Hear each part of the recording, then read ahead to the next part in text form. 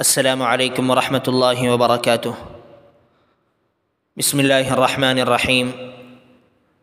حضرت مولانا علامہ شبیر احمد عثمانی رحمۃ اللہ علیہ کا تذکرہ۔ شیخ الحدیث حضرت مولانا سید محمد انظر شاہ کشمیری رحمۃ اللہ علیہ کے قلم سے۔ شیخ الاسلام حضرت مولانا علامہ شبیر احمد عثمانی عالم اسلام کی ایک نادر کار شخصیت، محدث، مفسر، متکلم، سحر البیان، واعظ، انشا پرداز، پاکستان کے معمار، اس کی پارلیمنٹ کے رکن اور اس سلطنت کے پہلے شیخ الاسلام، قرارداد اسلامی کے مصنف، دیوبند کے عثمانی خاندان کے چشم و چراغ، مولانا حبیب الرحمن عثمانی نائب محتمم دارالعلوم دیوبند اور مفتی اعظم مولانا عزیز الرحمن کے برادر خرد، حضرت شیخ الہند کے ارشد تلمیذ، بلکہ ان کی تحریک استخلاص وطن کے رکن، بولنے پر آتے تو مجمع پر اس طرح چھا جاتے کہ سامعین کے ذہنوں کو جس رخ پر چاہیں ڈال دیں۔ حلقہ درس میں گل افشانی گفتار موسم بہار کا حسین منظر تھی۔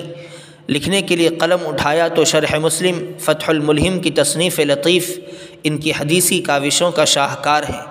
اپنے استاذ مرحوم حضرت شیخ الہند رحمۃ اللہ علیہ کے ترجمہ قرآن پر حواشی درج فرمائیں تو پورے تفسیری ذخیرے کا لب لباب اور کتب خانہ تفسیر سے بے نیاز کر دینے والا سرمایہ علم فراہم کر دیا، جس کا فارسی ترجمہ افغانستان میں ہوا اور مزین و مطلع عکس ہانگ کانگ سے شائع کیا گیا۔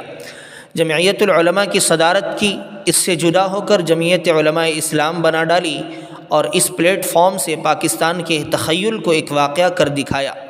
نواب زیادہ لیاقت علی خان سابق وزیر اعظم پاکستان کا غیر منقسم ہندوستان میں مولوی محمد احمد کاظمی سے الیکشنی مقابلہ ہوا تو عطاء اللہ شاہ کی خطابت، حبیب الرحمن کی پکار، حسین احمد مدنی کی شجاعت، جواہر لال کی دوڑ دھوپ، بلکہ پورے قوم پرور حلقے کی حمایت اور انڈین نیشنل کانگریس کی امداد کاظمی صاحب کو حاصل تھی۔ لیکن علامہ شبیر احمد عثمانی آندھی کی طرح اٹھے اور اپنے طوفانی دورے سے لیاقت علی خان کی ڈگمگاتی کشتی کو نہ صرف ساحل پر پہنچایا، بلکہ ارباب نظر کا فیصلہ ہے کہ لیاقت علی کی اس الیکشن میں کامیابی پاکستان کے حق میں دور رس نتائج کی حامل بن گئی۔ دارالعلوم میں تدریس کے بعد صدارت اہتمام پر آئے۔ جامعہ اسلامیہ ڈابھیل میں حضرت شاہ انور کشمیری رحمۃ اللہ علیہ کے بعد مسند صدارت پر جلوہ افروز ہوئے۔ حاضر جواب اس بلا کے تھے کہ مخاطب کو دو لفظی گرفت میں الجھا دیتے۔ تلون غیر مستقل مزاجی انہیں اس منصب عالی پر جانے سے روکتی رہی جس کے وہ واقعی مستحق تھے۔ مجاہد ملت مولانا حفظ الرحمن سیوہاروی رحمۃ اللہ علیہ ان کے شاگرد تھے۔ ایک موقع پر استاذ نے ان پر عتاب کیا۔ مجاہد ملت نے چند مہینوں کا وقفہ درمیان میں ڈال کر در دولت پر حاضری دی۔ علامہ مرحوم مسند پر جلوہ فرما تھے، شاگردانہ سعادت کے ساتھ ان کے پاؤں تھام لیے۔ بس پھر کیا تھا، سینہ بیکینہ صاف ہو گیا۔ چند منٹ کے بعد مجاہد ملت اٹھ آئے تو ہر آنے جانے والے سے ان کی تعریف میں استاد رطب اللسان ہو گئے۔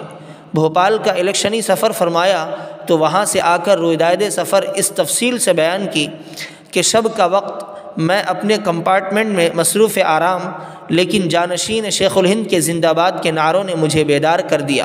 قدرت کلام اس قدر حاصل تھی کہ معمولی بات کو بھی راضی کا فلسفہ بو علی سینا کی موشگافی غزالی کا کلام بنا دیتے۔